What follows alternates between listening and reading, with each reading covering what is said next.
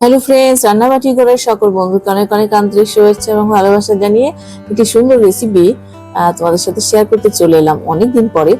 আজকে বানাবো চিংড়ি মাছের পাতুরি, একেবারে ট্র্যাডিশনাল ওয়েতে, যেমন পুরোনো দিনের মা কাকিমা ঠাকুমারা বানিয়েছিলেন ঠিক সেই পদ্ধতিতেই আমি আজকে তোমাদের সাথে দেখাবো চিংড়ি মাছের পাতুরি। তো আগে আমি সর্ষে কাঁচা লঙ্কা শিলনোড়াতে ভালো করে বেটে নিচ্ছি।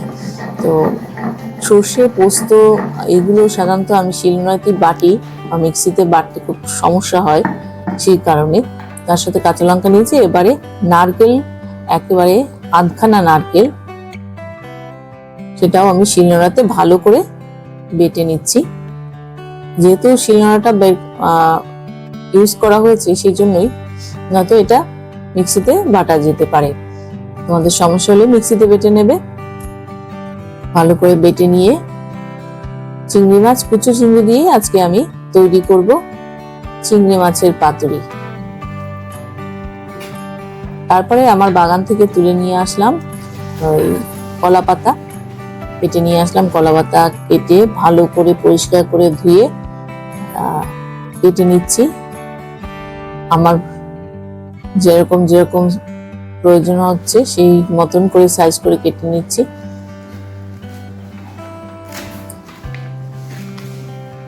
তারপরে মাঝে যে শীটটা রয়েছে শক্ত, সেটাকে আমি কেটে বাদ দিয়ে দিচ্ছি।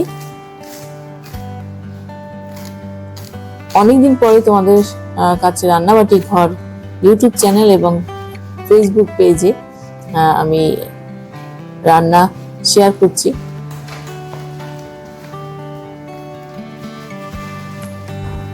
তো তোমরা এই চিংড়ি মাছের পাতুরি কি করে বানাও অবশ্যই কিন্তু জানিও। আমি তো নানা রকমের মাছ এরকম পাতায় দিয়ে থাকি, আমার যেমন খেতেও পছন্দ করি আর বানাতেও ভালো লাগে। একটুখানি হাতে সময় থাকলেই আমি এই রকম বিভিন্ন রকমের ছোট মাছ, মোরলা মাছ, আমুদি মাছ, ভোলা মাছ, এগুলো আমি পাতায় দিয়ে থাকি। আর যেহেতু কলা পাতা আমার বাড়িতেই রয়েছে, প্রচুর গাছ রয়েছে কলা গাছ, সেই জন্য পাতার সমস্যার জন্য অনেকে হয়তো পাতুরিটাকে একটুখানি অ্যাভয়েড করে। তো তারপরে পাতাগুলোকে আমি একটা মাটির থালার উপর নিয়ে ভালো করে সর্ষের তেল, অবশ্যই সর্ষের তেল চিংড়ি মাছের পাতুরির জন্য একেবারে অ্যাপ্রোপ্রিয়েট, এটা ছাড়া একেবারেই সেই ফ্লেভার আসবে না অন্য কোনো তেলে। তো সর্ষের তেল দিয়ে বানানোর চেষ্টা করবে। তারপরে আমি সমস্ত পাতাগুলোকে, যতগুলো পাতা লাগবে আমার, একটুখানি তেল মাখিয়ে নিচ্ছি, সর্ষের তেল।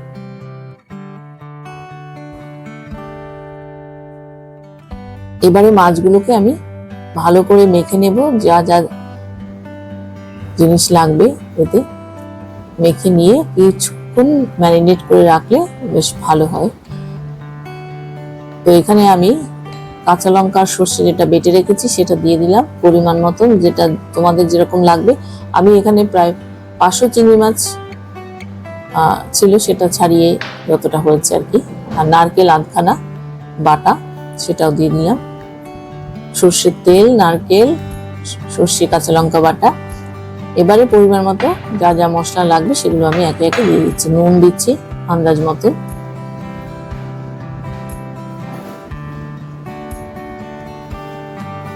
এবারে টেস্টের জন্য অবশ্যই একটুখানি আমি চিনি দিচ্ছি।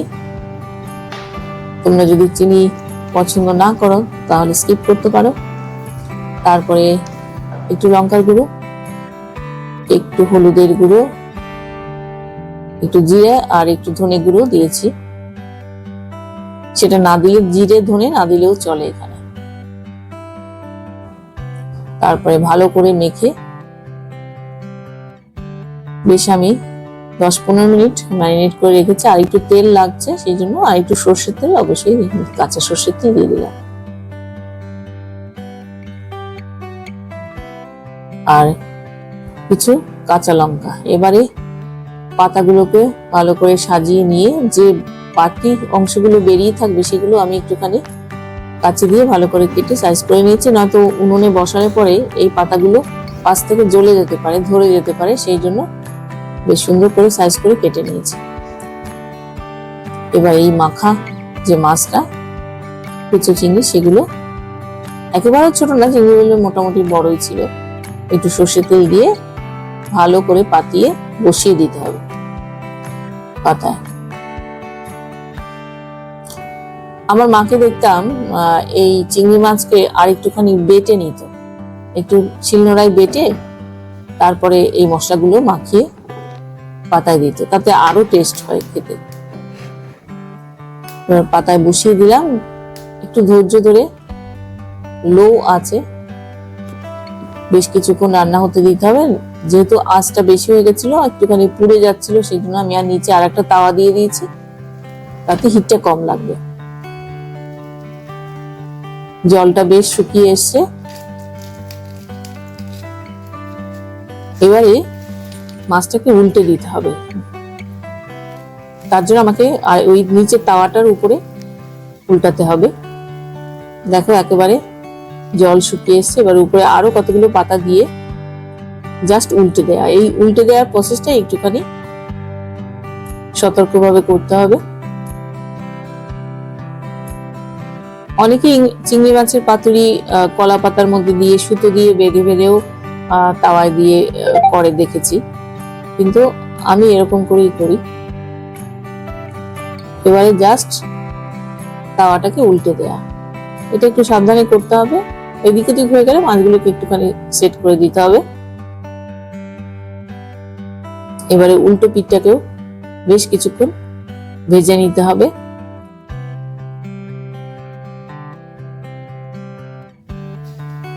কি সুন্দর হয়ে গেছে দেখো।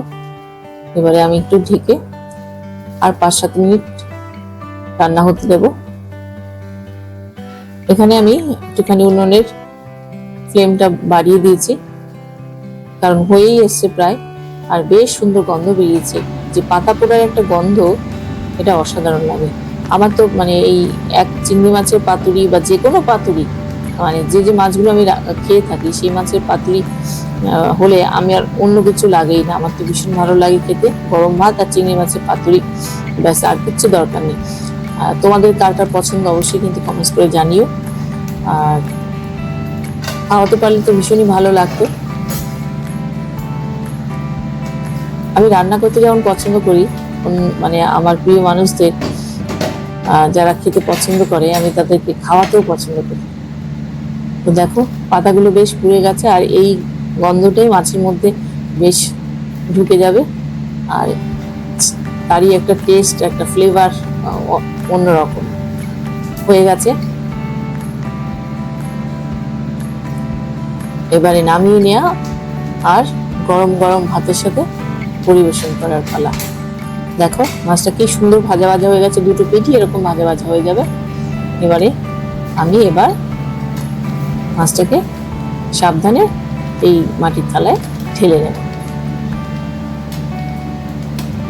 তো তোমরা কে কোথা থেকে আমার এই রান্না দেখতে পাচ্ছ অবশ্যই কমেন্টস করে জানিও, আর তোমাদের কেমন লাগলো, আর তোমরা কে কে চিংড়ি মাছের পাতুরি রান্না করো, ঠিক এরকম করে করো কিনা অবশ্যই জানিও। আজকের মতো রাখছি, টাটা বাই, ভালো থেকো সকলে। আজকের মতো এখানেই রাখলাম, দেখা হচ্ছে নেক্সট